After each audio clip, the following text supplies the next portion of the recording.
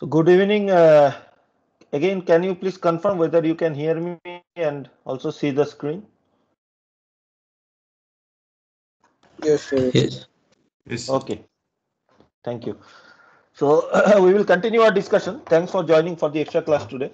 Uh, so in the previous class, we had seen two types of modification for the normal Rankine cycle, simple Rankine cycle.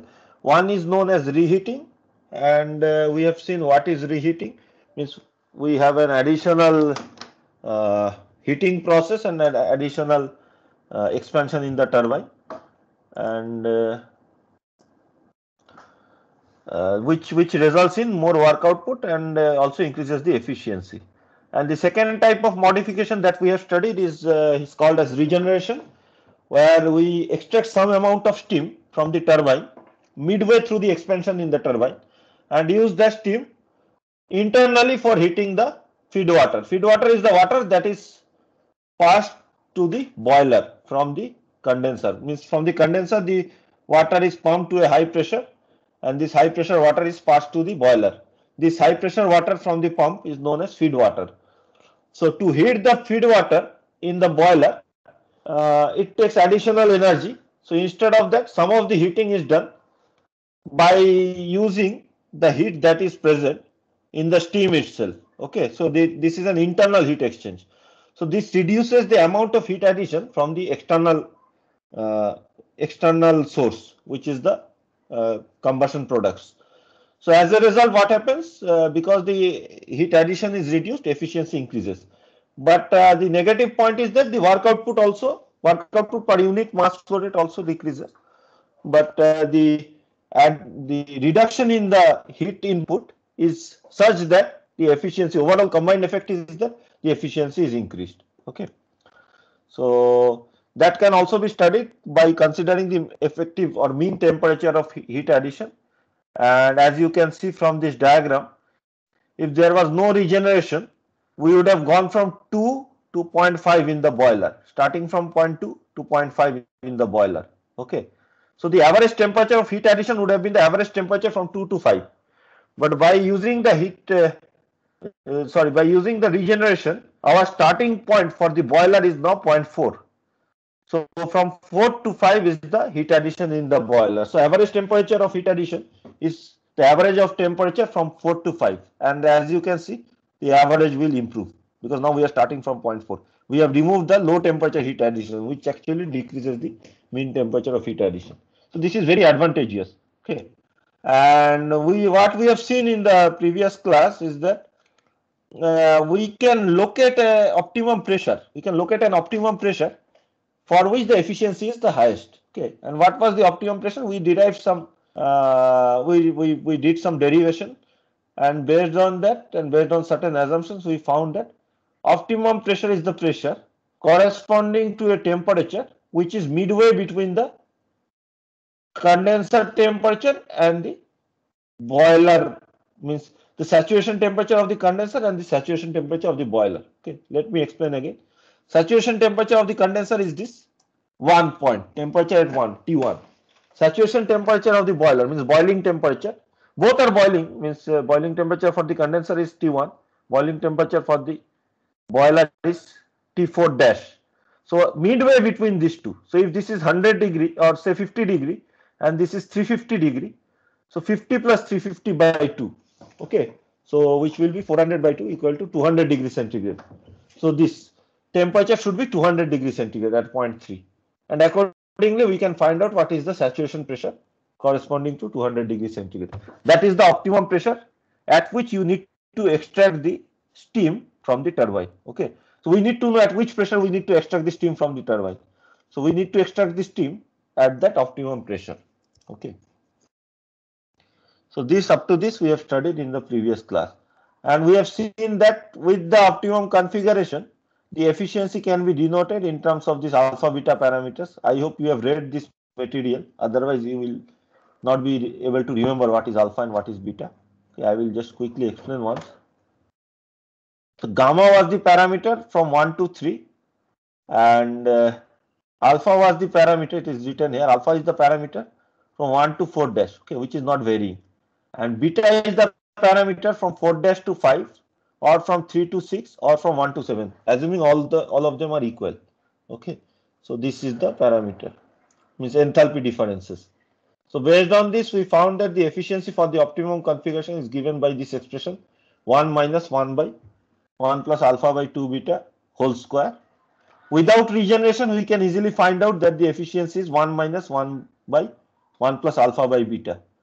So if you subtract the efficiency without regeneration from the efficiency with regeneration and get a positive value, it means that regeneration is giving you higher efficiency. And we have seen that we get a positive value alpha square. So all of these are square numbers and alpha and beta are positive. So this is greater than 0. So regeneration increases the efficiency of the cycle. Any questions on the previous class part?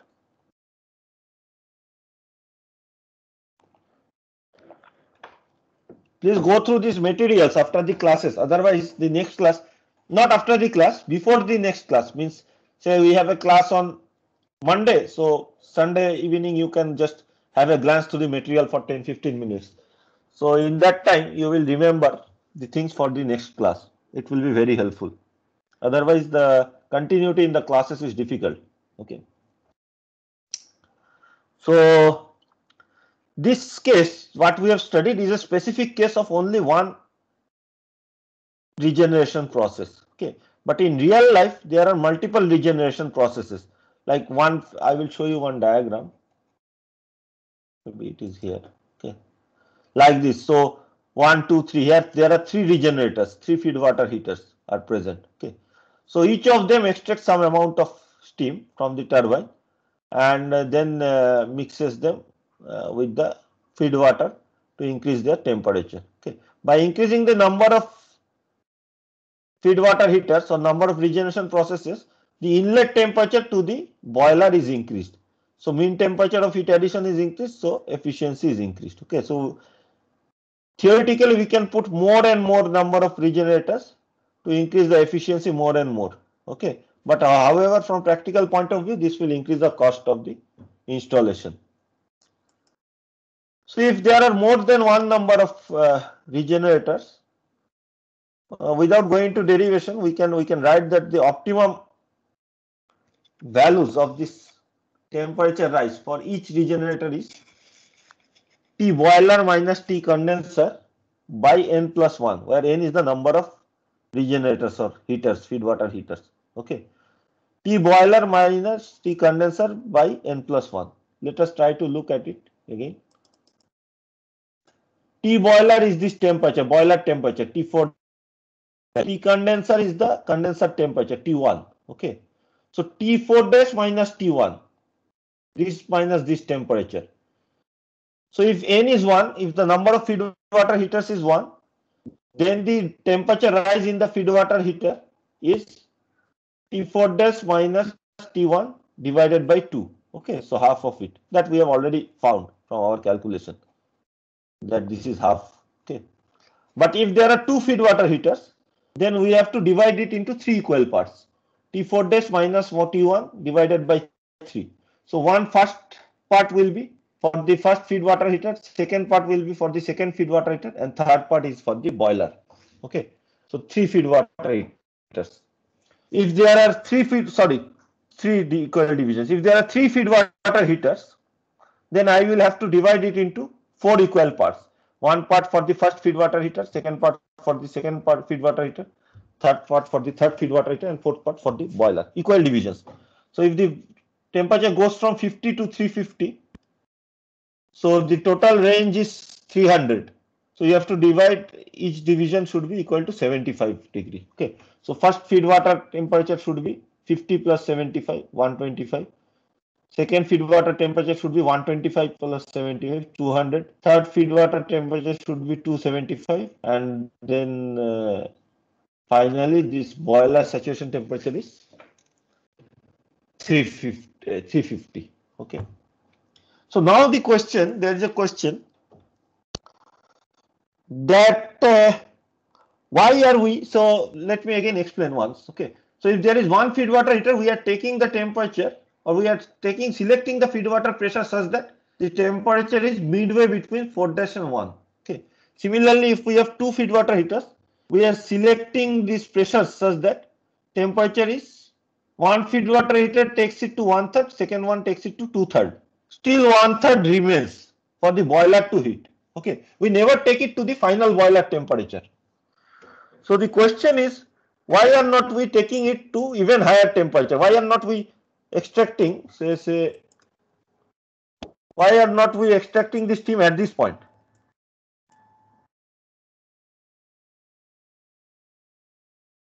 If we extract the steam at this point, our boiler process will start from this point. So mean temperature of heat addition will be even higher. So this should be more suitable, right? This should be more suitable because our boiler process starts from this point. Mean temperature of heat addition should be even higher. So why are we not doing that?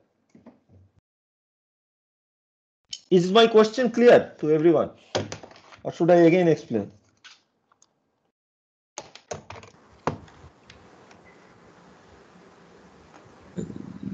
Yes, sir, that will not give the optimum point. Yes. So why physically can you say what will happen? Why we will not get the optimum value? The work output will be lesser. Work output will reduce. Good. Work output from the higher you take this process, lesser is the work output, right? Because you are using less steam for expansion in the turbine. So if you take it even higher, even less work output will be there because you are using less steam in the turbine. So although the heat addition is temperature is increasing, the work output is decreasing, and it is causing a lowering of the efficiency. It is not the best case. Is it clear to everyone what he has said? So that's why we have the optimum case is that you divide this equally among the feed water heaters and the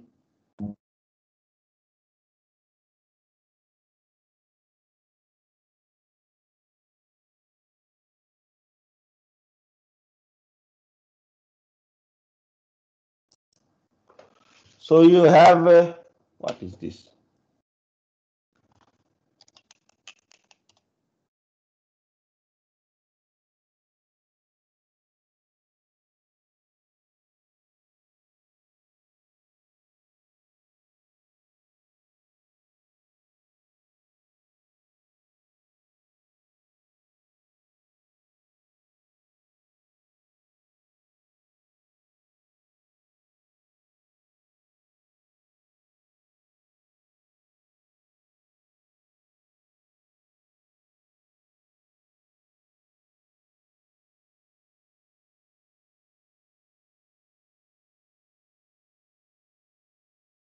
Hello, can you hear me? Hello, Audible now? can you hear me? Yes, sir. Internet connection dropped. Internet connection dropped. Okay, so you can see the screen also, right? Yes. Can you see the Yes, screen? So we have a so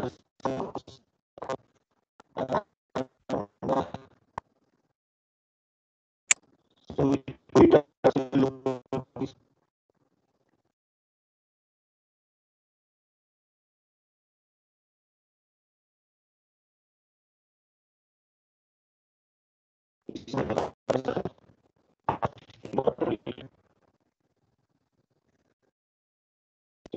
water heater.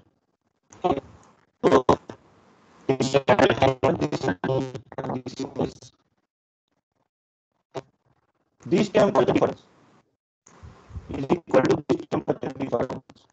Is equal to this temperature difference. Okay. First two occurs in the so first temperature increase occurs in the first feed water heater. Second temperature increase of the feed water occurs in the second feed water heater. Third temperature increase occurs in the boiler. Number of feed water heaters, higher is the temperature of inlet at the boiler. Okay. So if there is only one feed water heater and say this temperature is T1 and this is T4 dash. Okay. So the boiler temperature is T1 plus sorry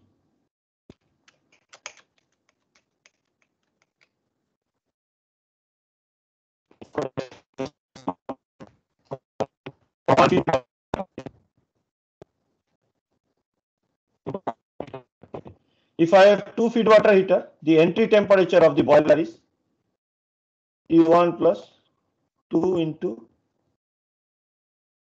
T4 dash minus T1 by 3.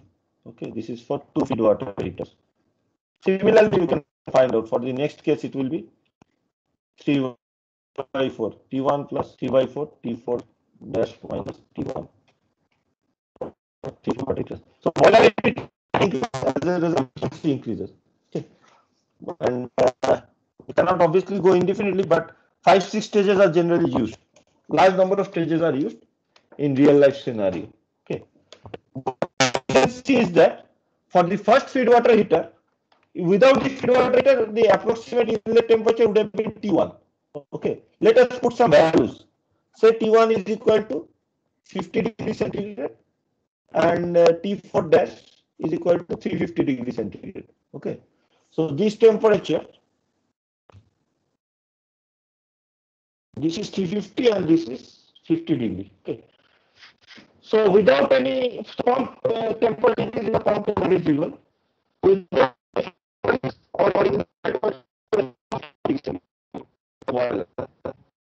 single feed water heater, what is the temperature? 50 plus 300 by 2. 50 plus 1.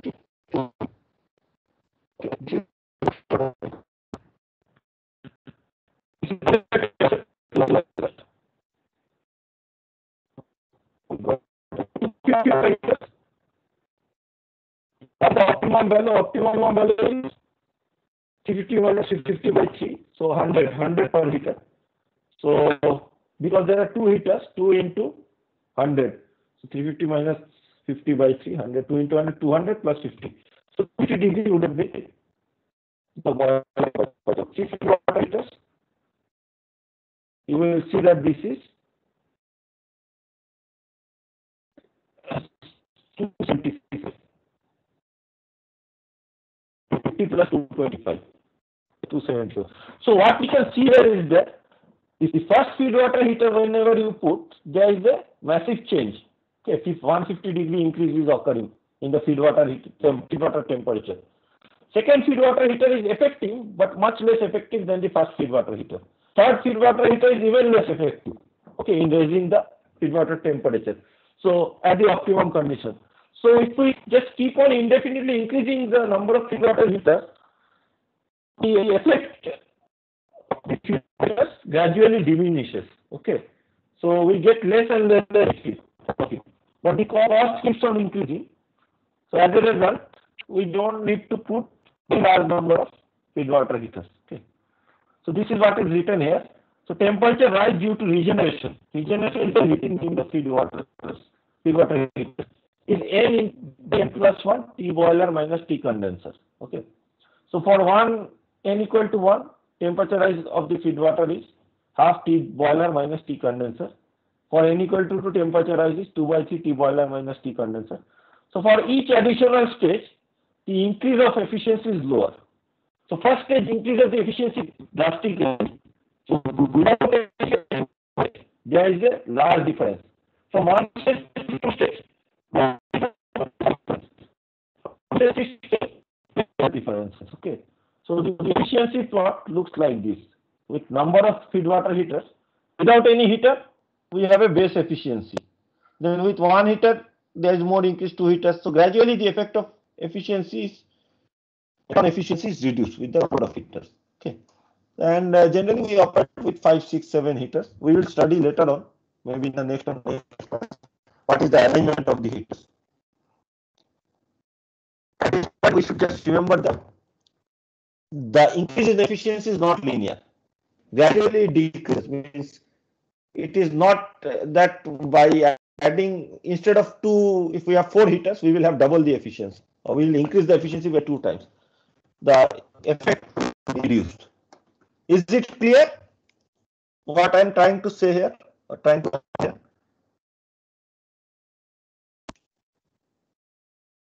Please read this material. Okay. So we will go into more discussion about feed water heaters. Till now we were discussing more on the somewhat on mathematical side only, but we see the types of feed water heater. What are the types of feed water heater we are going to discuss now? Please feel free to ask any questions if you have. Okay. So there are mainly three types of feed water heaters. Two main categories, and within one category again there are two types.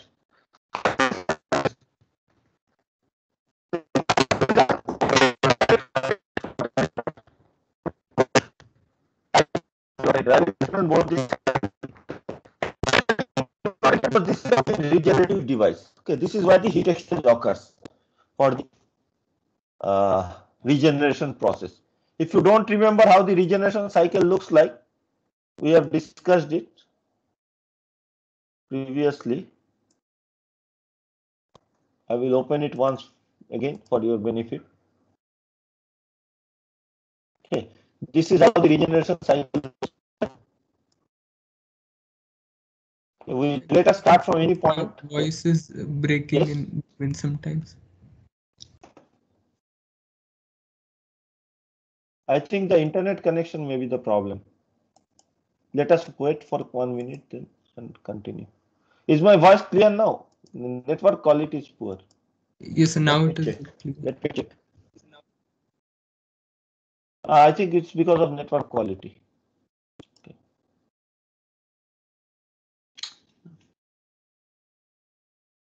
Institute network is not very good.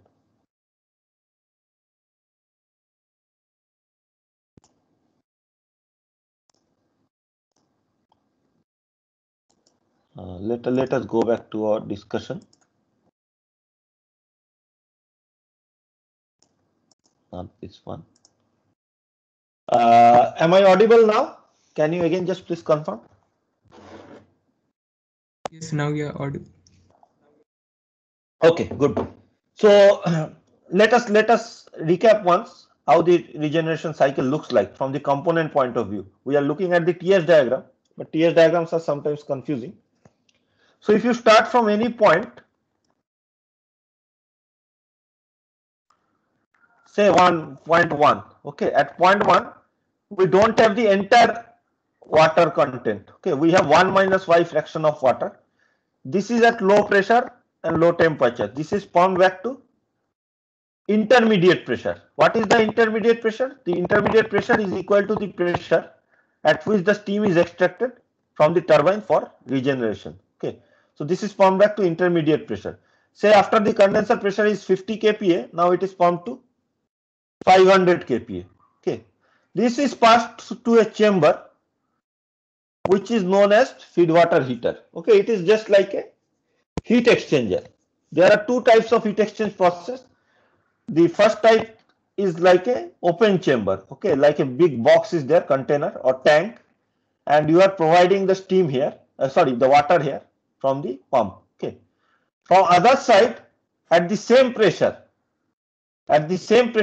you extract steam. So in the turbine, the pressure changes from 5 to 7. At a point, the pressure is equal to the optimum pressure. So at that point, you extract some steam from the turbine. Okay, what is the fraction of steam? Why fraction of steam you extract, and you pass it to the feed water heater. Okay, so this water and steam, they are at same pressure, but they have different energies. Okay, steam has much higher energy as compared to water. They mix together, and because the steam has higher energy, it loses its latent energy and increases the temperature of the water. So the mixture comes out at higher temperature. Okay, it comes out at temperature T3 from this. So the mixture is water, liquid water at state 3. Okay, the mixture is liquid water at state 3. All the steam has got converted to water, and the other water from the condenser also is in water condition but at higher temperature. So ultimately you have mixture at state 3, and the total mass of this mass fraction is 1, because y plus 1 minus y totally becomes equal to 1. Okay, now this entire 1 fraction means total fraction of mass is passed to a second pump which pressurizes it to the boiler pressure. Boiler pressure may be 10 MPa. Okay, so from 500 kPa it is pressurizing it to 10 MPa. So after this point it passes to the boiler, Remaining heating of the water is done in the boiler up to saturated vapor condition. This part of the boiler is known as economizer. We will study later after a few weeks. Then in the evaporator, boiling occurs, means the water gets converted to vapor, and then in the superheater, the vapor gets converted to superheated steam, means far away from the saturated vapor. All of them together in this TS diagram, we are in this component diagram, we are considering as boiler. Okay, but all these are separate components in real life. So after the boiler, the steam, which is now at high pressure and temperature, is passed to the turbine at state 5. Then it expands through the turbine and generates work. At some point, because turbine has multiple stages, after a few stages, a small amount of steam, Y fraction, is taken out for the regeneration. Rest of it passes to the end of the turbine, last stage of the turbine, and cools down to temperature T7 and pressure is lowered to P7, and this is passed to the condenser. In the condenser, this is condensed back to liquid water at the same temperature or same pressure. It is condensed back to liquid water, and again the process goes on like this in a cyclic manner. Okay, so this is the entire process for a regeneration. Now this feed water heater can be of two types. It can be either a mixing chamber, like I have described, that liquid water is coming from the bottom, steam is coming from one side, and they mix together. Okay, this type is known as open or direct contact feed water heater. Okay, I will come to this term deaerator later on, but this type is known as open or direct contact. The second type is like a shell and tube heat exchanger. You guys must be knowing shell and tube heat exchanger from your heat transfer course. Shell and tube heat exchanger is a device where there is a big cylindrical structure. You can assume there is a big cylindrical or some structure, shell. Okay, and within which there are a lot of coils or pipes. So one of the fluid passes through the pipes and another fluid passes over the pipes, means outside the pipes through the shell, and there is heat exchange. So in this case, the liquid water passes through the pipes and the steam flows over the pipes. Okay, and the steam gets condensed, and the diagram is different, not exactly this diagram, so you cannot consider that both of them mixed together. I will show you the diagram later on, but both of them come out separately. Okay, in closed feed water heater, I will show you later on in next class. In closed feed water heater, there is no mixing, no contact between the steam and the water. So the steam temperature, the steam loses its energy and becomes liquid water at a certain temperature, and the water, feed water from the pump, increases its temperature and goes to a certain temperature. But they do not mix together, they are still separate. Okay, they behave separately. So that again has two types. I will explain next through figures. Okay, one is known as drains cascaded backwards, one is known as drains pumped forward. It will not be clear from the nomenclature what this means. So once we go through the TS diagram, it will be more clear. Okay, and the open type or direct contact type is known as deaerator, because in that type of mixing chamber, whatever extra air is present, so some impurities are present, gas bubbles, air bubbles. Okay, those are removed through suitable mechanisms, and the impure water is made pure, means all the dissolved gases are removed. Okay, from the water, which is very much necessary, because you don't want a lot of gases dissolved in the water, because what will happen is that in the turbine, when expansion occurs, these dissolved gases will come out of from the dissolved state and will form bubbles and will result in erosion of the turbine blades. Okay, you don't want them, so they will collapse, they will cause cavitation, lot of issues will be there.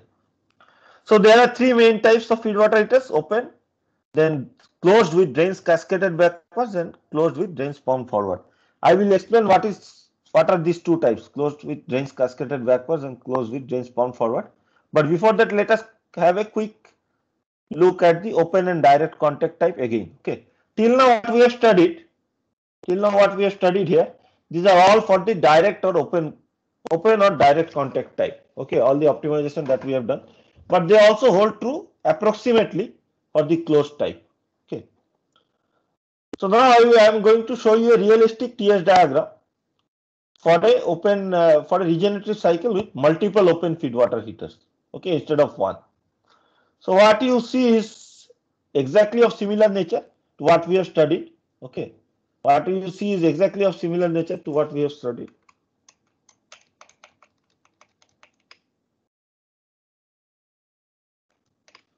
But it has multiple extraction points for steam. So what? So this case, for this particular case, I am showing with 3 feed water heaters. It could have been 4 or 5 also. Okay. So what happens is that the steam enters the turbine at high pressure and temperature T1. Then at a certain suitable pressure, you are by this point you know what is the suitable pressure. Okay. So at this pressure, by the way, for this diagram, can you say how will we find this temperature T2? Based on our discussion till now.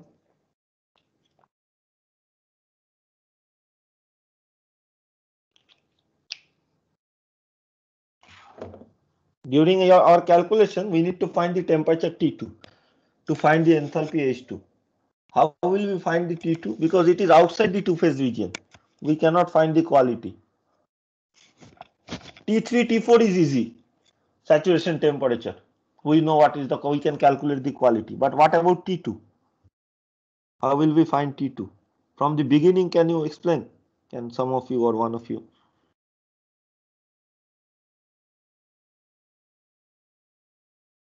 So we will know like the entropy and the saturation temperature. So like from We those will know the entropy for point 1, right? You're correct. We will know the entropy for point 1 and the entropy for point 2 should be equal to point 1. So entropy at point 2 is known. One parameter is known. What is the second parameter that is known here? Sir, maybe we can use the pressure at point 12, that isobaric line. Pressure, yes, we will know the pressure. So how will we know the pressure? Pressure is correct. Answer is correct. So we will know the pressure and entropy, and from there we will interpolate and find the temperature. So how will we find the pressure at point 2? Sir, it's point 12, that is an isobaric line starting from the other region. Yes. So for this, what do we need to know? Isobaric line is fine. So this point pressure we need to know because this is the same pressure, right? Isobaric line. So pressure at this point we need to know. Pressure at 12, point 12. How will you find the pressure at point 12? Is it clear to everyone what I am saying? So pressure Yes. at point 2 is equal to pressure at point 12. So how will we know the pressure at point 12? The pressure at point 11, like because sorry, pressure at point 11. That whole is isobaric process. How will we find the pressure at point 11? You cannot find directly the pressure at point 11. From pressure at point 12, you have to find the pressure at point 11. Okay. And then you have to calculate for the pump process. So first you have to find the pressure at point 12. How will you find it for this particular case?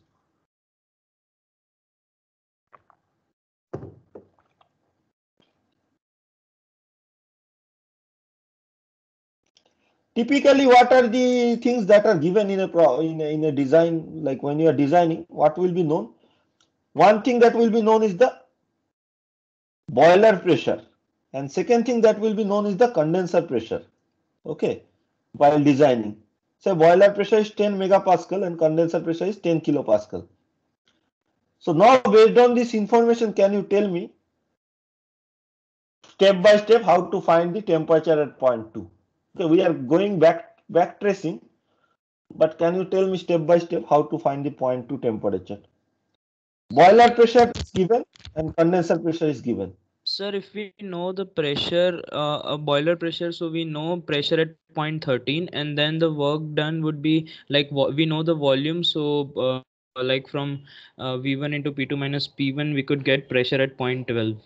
So and then No, miss, that obviously can be done. But how will you know what is the work required for pump? That is, you are saying the other way around.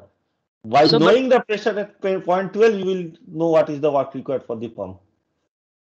Yes, tell me.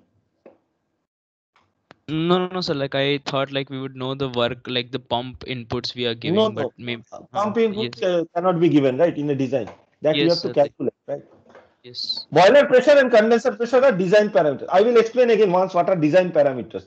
When you are designing something, there are certain parameters which the designer or engineer decides beforehand, before starting the design, based on other conditions. So one of this is the maximum temperature in the cycle. Okay, how is that design?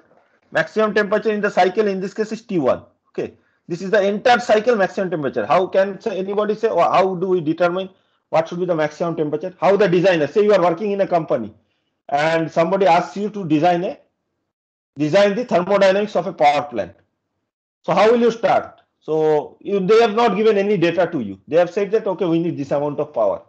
So you need certain parameters first to fix. One is there are three parameters which needs to be fixed. Okay, I will explain one by one. First parameter is the maximum temperature in the cycle. So how can we determine what should be the maximum temperature in the cycle? So Based on what? Turbine blade materials. Correct, good. Turbine blade material. Okay. So initially, say 20 years back, the turbine blade material are not as good. So at that time, the maximum temperature may be 500 degrees centigrade. Now it is around 600 degrees centigrade. Okay. Things are improving with every year. So in next 10 years, maybe we will have even higher temperature that can be continuously sustained in the turbine blades. Okay. It is not equal to the melting temperature of turbine blades. It is the temperature at which the turbine blades will not have sufficient or reasonable creep. Creep, you know what is creep? Elongation at a constant pressure. The blades are rotating at high velocity, high speed. So they are elongating with time at a constant stress, right? There is centrifugal stress and they are elongating. So if they elongate, they will crash against the casing, okay, outer periphery, which is a dangerous phenomenon. So what happens is that materials soften with higher temperature. So the strength actually reduces at high temperature. So if this is a nickel based material, say nickel based alloy or stainless steel, or say nowadays you use super alloy, so it's nickel based super alloy, the strength will reduce at higher temperature. So we have to find a suitable temperature at which there is still sufficient strength so that over a long duration the blades will not fail.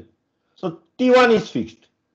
Then two other parameters the engineer decides. Okay, one is the condenser pressure and second is the boiler pressure. So boiler pressure generally they decide based on safety conditions and capital cost. What is the means? It is based on say empirical evidence. Say we decide that okay, we will have a boiler where the pressure that we will sustain is 15 megapascal. Okay, so these are known as subcritical boiler operating below critical point. There can be supercritical boilers also. Remember the critical pressure is 22 megapascal. So supercritical boilers operate at 30 megapascal. Okay, which is a different type of boiler. So boiler pressure is a known quantity for the designer. Okay, designer himself decides what is the boiler pressure. Similarly, condenser pressure, boiler pressure is designed based on safety considerations. Okay, condenser pressure, how do we design? I have discussed this in the previous class. That's why I am asking. How do we determine what should be the condenser pressure? Sir, based on the temperature, like the outside temperature. Correct. Good. Based on the outside temperature. So if the outside temperature is, say, we are designing a boiler for India, and we know that average temperature will be 30 degrees centigrade. Maximum temperature will go to 35 degrees centigrade. Okay. So our condenser has to exchange heat with the outside water. Water you are bringing from outside. So the water itself, cooling water itself is at 35 degrees centigrade at the highest temperature. So our condenser water temperature or steam temperature should be higher than that for heat exchange to occur. So we decide that there should be 5 degrees centigrade gap. So let us make the condenser temperature to be 40 degrees centigrade.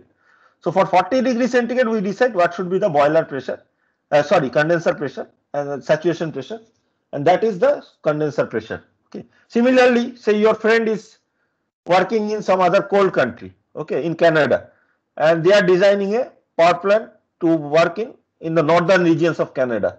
So there the temperature is very low and they know that the average temperature will be 5 degrees. Maximum temperature, not the average, maximum temperature will be 5 degrees centigrade. Okay.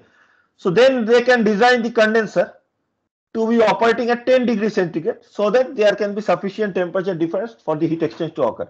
So the steam will be at 10 degrees centigrade and it will release it to the 5 degrees centigrade water. Okay.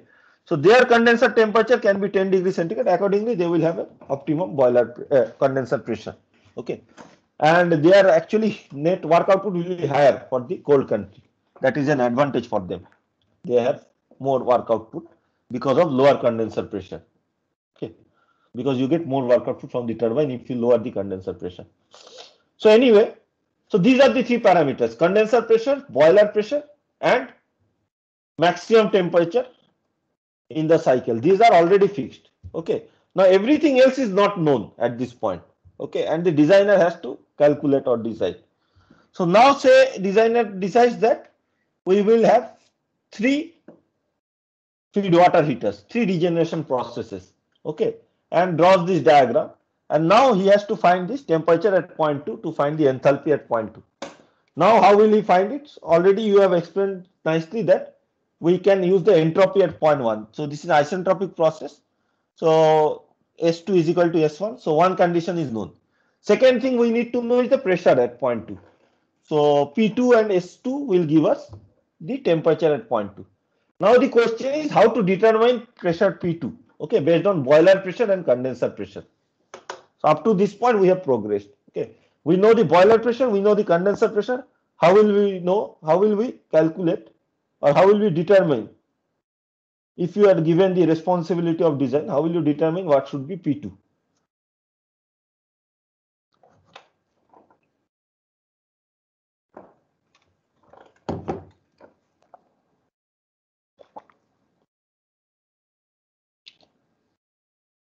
So we were going in the correct way, right? We need to find out P12. 12, which is not clear, this point is 12. Okay. Because it's a isobaric line, means it's a constant pressure line. From 11 to 2 is a constant pressure line. We need to find the pressure at point 12. How can we find the pressure at point 12?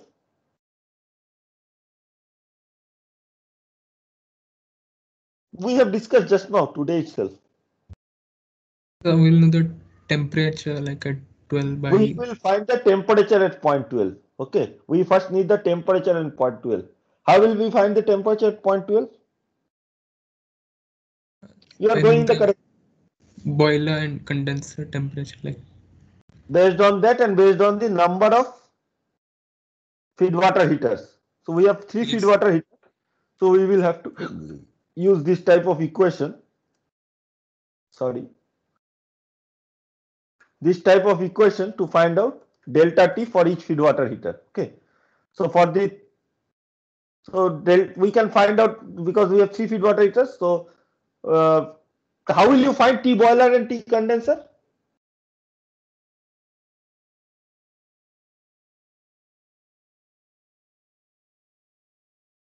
Pressures are given.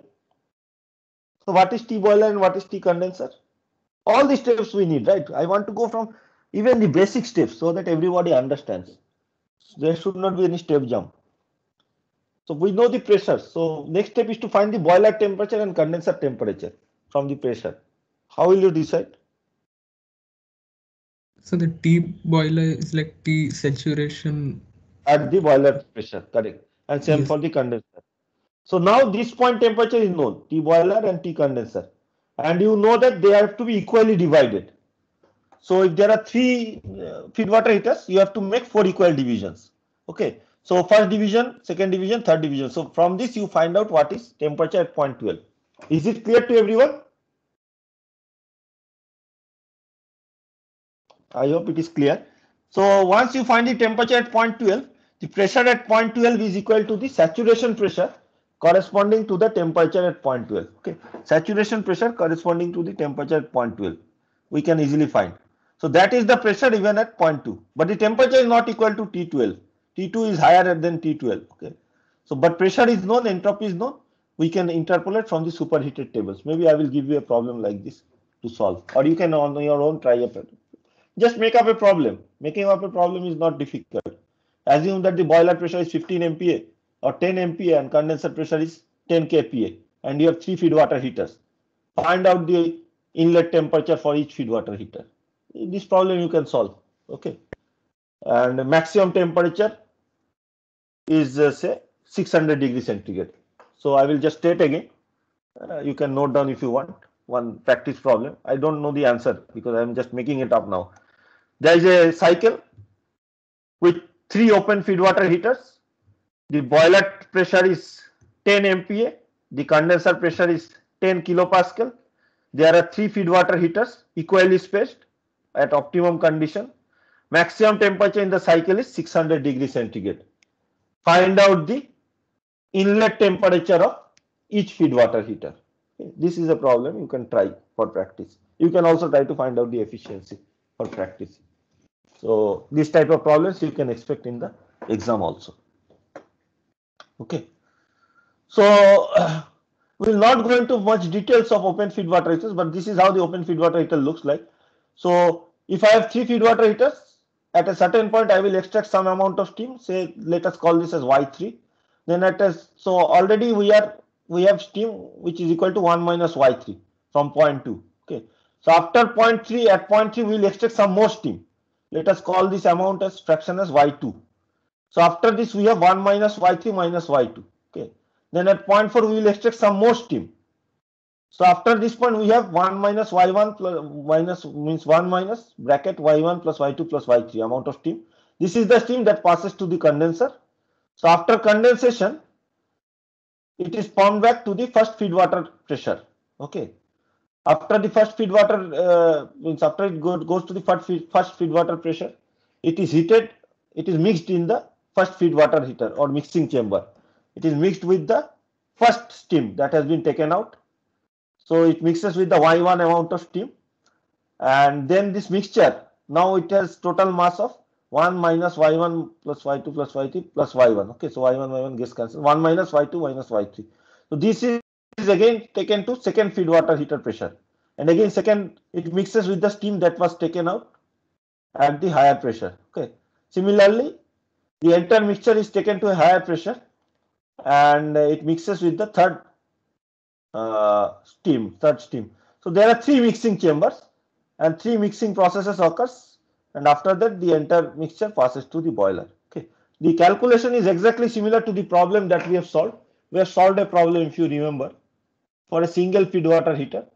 Exactly same calculation, but you have to do it more repeatedly. Means you have to go step by step for more number of feed water heaters. But the process is exactly similar. By equating the entropy, you find out either the temperature if it is a superheated region, or the quality if it is in the two phase region. And you just proceed along, find all the enthalpy values for all the points, and then find out the efficiency and work output. Okay. So for this case, just as an exercise, you can try to find out Y1, Y2 and Y3 in terms of the H values, enthalpy values at the points. I will upload the notes. So after the class, you try to find out in terms of H1, H2, H3, H4, H5, H6, H7, H8, H9, H10, 11, 12 and 13. What is Y1, what is Y2 and what is Y3? Okay. Based on the energy balance of each feed water heater. Okay. So some notes about this type of open feed water heater system. Here direct mixing occurs, and another point is which we will discuss later again while comparing with the other systems is that you require a large pump for each feed water heater. Okay, why? Because this Y1, Y2 and Y3 values are very small. Okay, our time has run out, sorry. I will stop after this discussion. The Y1, Y2, Y3 values are very small. Why is the value very small of Y1, Y2 and Y3? We have discussed in the previous class. Can somebody again explain?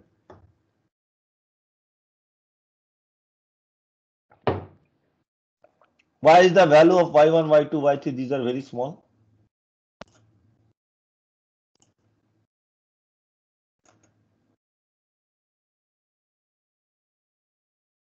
We are going to finish in 2 minutes. Come on, answer. Some answer. As compared to 1, means say this is only 5% or 10. We have also calculated, right? We have done a problem, we have calculated, it came out as 14%. Y was only 14%. Means not 50% or nearby, much less than 50%. Why is that case? Why is that? Why does that happen?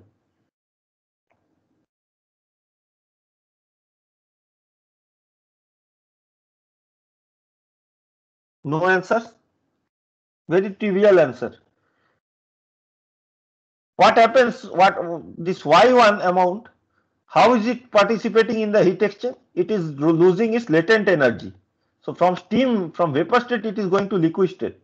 So even with a small mass fraction, it can release large amount of latent energy.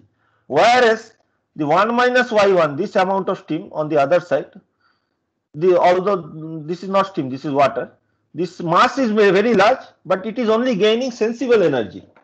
So very large amount of mass, but the energy per unit mass is very less because it is only sensible heating. Okay.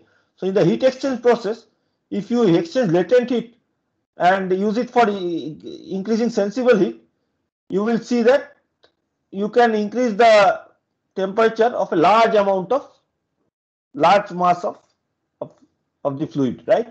So that's why Y1 is very small as compared to this part which goes to the condenser. Same thing is true even in other cases, right? Latent heat exchange. So you have a glass of water.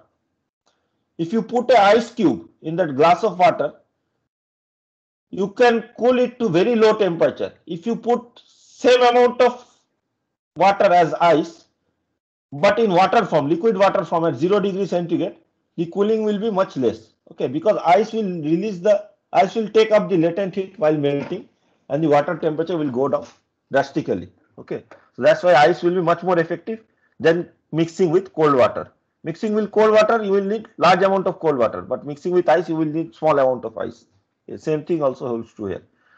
So because Y1, Y2 and Y3 are very small, this 1 minus this part is quite large. So each of these pumps has to handle a large amount of water. Okay, so each of these pumps are very large. We will see later that this is not true for the other cases. Okay, only for this open type of system you have large pump, multiple large pumps. So 6 to 7 you have a large pump, 8 to 9 you have a large pump, 10 to 11 you have a large pump, and 12 to 13 you have a large pump. So 4 large pumps are required for this case. Okay, number of regenerators plus one extra for the boiler. So 4 large pumps will be required. Okay, and associated cost will also increase. So we will stop at this point and continue this discussion in the next class on Monday. Please go through this material, try to solve the problem that I have stated. You can define your own problems and also solve. Okay, so one problem, this exercise you can do, but one problem I have stated, you try to solve it. Similar other problems you could try to solve. Okay, I will give you a formal problem sheet later on, after finishing this part of the course. Any questions?